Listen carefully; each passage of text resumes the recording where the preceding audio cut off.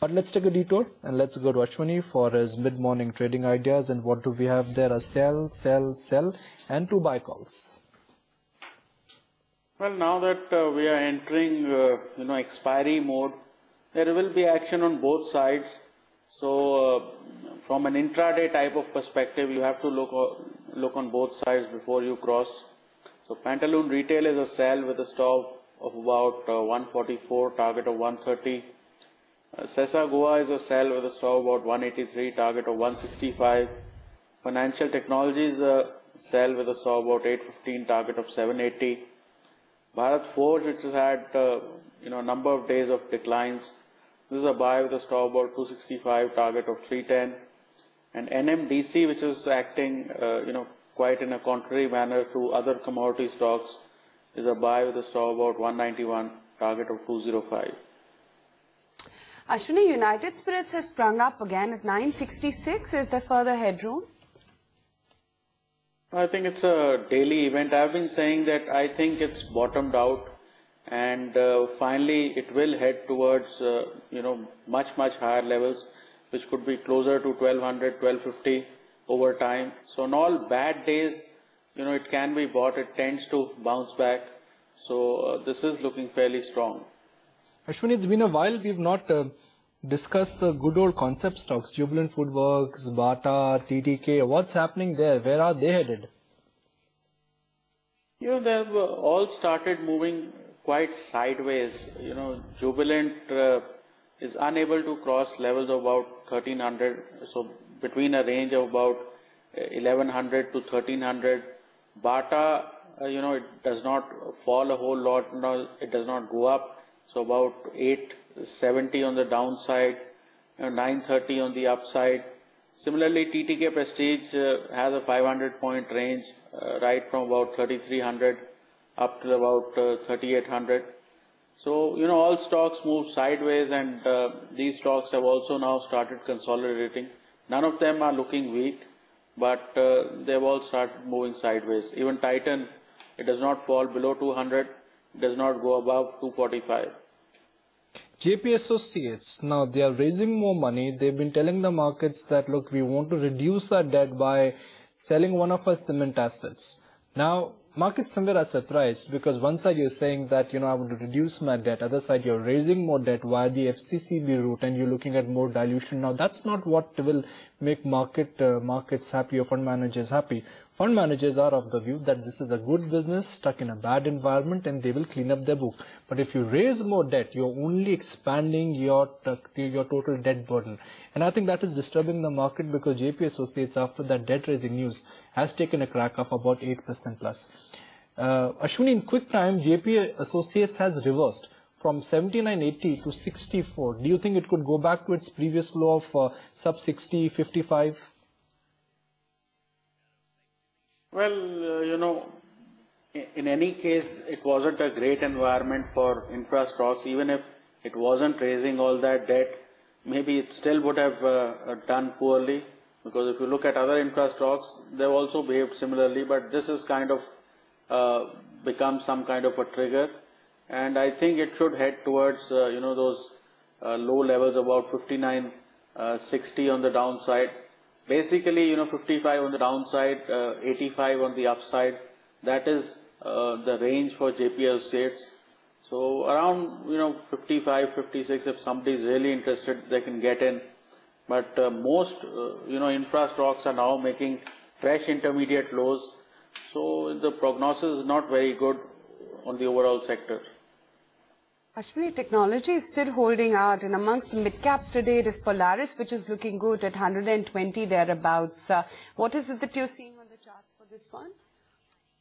Just on Polaris? Yes. Well, whenever the market turns, I would think,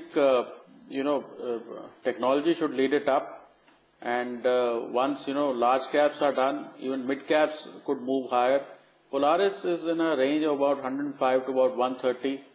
It should be bought only if it crosses levels about 130, because that would really take it towards 155, 160. There are other mid-cap stocks that I would look at, like Tech Mahindra, Mindtree, even Mahindra Satyam. Polaris is, maybe a number 6 or number 7. So it's not in the top 3 or 4 mid-cap IT stocks. Ashwani, I may sound slightly repetitive with this one, but what's the trend for the trader? Buy this market on a decline, or the best part of the rally is behind us? It's time to bail out. It's time to cash out. Well, cashing out would be the better idea unless we are able to show strength above 53.70, 53.80, because the way, broader market is falling, what happens is as the market becomes more and more narrow, if 7 or 8 large caps are holding up the market, finally they will also get into a correction and the entire market will correct. It, happens very infrequently that the market is held on while, 90% of the stocks correct, and then, it straight away starts moving higher. So chances are that Nifty will not decline majorly, but I think 5150, 5200 is possible. We are not getting global support on the downside. 2 or 3 bad days on the global front and you will see these large caps also coming down. So chances are there's still about 150 points down on the Nifty. So buying HUL or buying ITC may also not work this time around. Is that what you're trying to indicate? The HUL has gone up, I think, 20% in the last 2 months, from about 460 to about 520. So that's a large move. Even HUL and ITC have to correct at some point. So I don't think a narrowing market is the best place to get defensive on. The best defense is cash. So chances are wherever you are making money, taking it off may not be a bad idea. I just want to revisit some infra names, and life is a full circle, yes, but for these stocks nothing has changed. GMR, GVK, Lanco, Suzlon, even though Nifty this year is appreciated by 15-16%, if I map a Lanco or a GMR or HCC, well, they started the year with some promise, but they pretty much have gone back to their December lows. Some of them have gone back to their February lows. Some of them have gone back to the Jan lows. Ashwani, at best are traders better off avoiding these liquid infra, these liquid asset owners, because it's getting impossible to predict the way they will move? Well, it's not so difficult given our government. It would be impossible if the government was coming out with great policies every other day. For these stocks, whenever they get to certain resistances or whenever they've rallied, 50, 70% from the lows, I'm talking about GMR, Lanco, Shanko, etc. You can clearly go short because these projects are really stuck and these stocks are not able to show traction. Even a 100-point decline on the Nifty, look at how these stocks have fallen. So the idea should be to, try to short them on rallies. Obviously, around 1450 Larsen started showing weakness. That has come down $100. So whenever, there is policy uncertainty, rates are not coming down in a hurry, these stocks will suffer along with banking stocks. So on rallies, chances are that you will still get downside. Ashwani, let's just revisit the newsmakers today, AB Nuvo as well as Pantaloon. Pantaloon has lost it once, it's that you will still get downside. Ashwani, let's just revisit the newsmakers today, AB Nuvo as well as Pantaloon. Pantaloon has lost it once, it's clear that there is going to be no FDI in retail and chances are that it will go back towards 125, 130. Results have also not been anything great.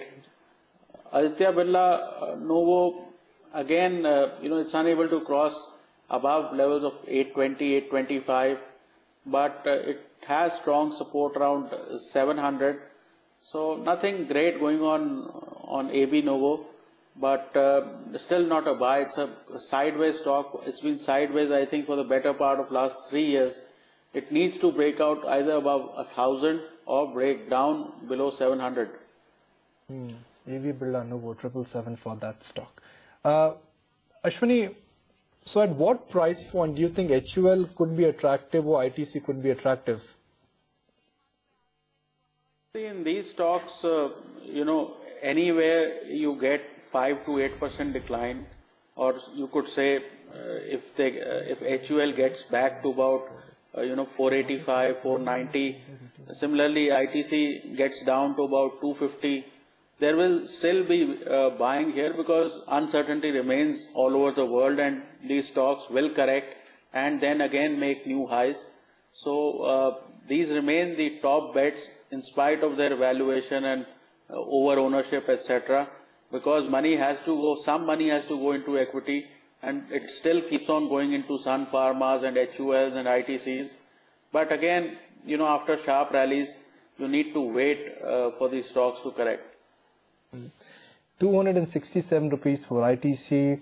HUL is also looking slightly toppy, but honestly it's JP Associates, and we'll try to get you some institutional reaction as well for JP Associates. My understanding is that I think somewhere fund managers who've been hot on JP Associates, because it's a very popular stock with a couple of local fund managers that I must honestly indicate. I think they're disturbed that why is the company raising debt? Because again and again the company has communicated to investors, to ET on various forums that they want to reduce debt. They're looking at selling some of the non-core assets. They wanted to monetize some land bank as well. So suddenly, if they're raising more money, which means that their cash flows are not in a strong position, or maybe some of the non-core assets which they've indicated they wanted to sell, maybe those deals are not, are not maturing, and I think that's disturbing the market now.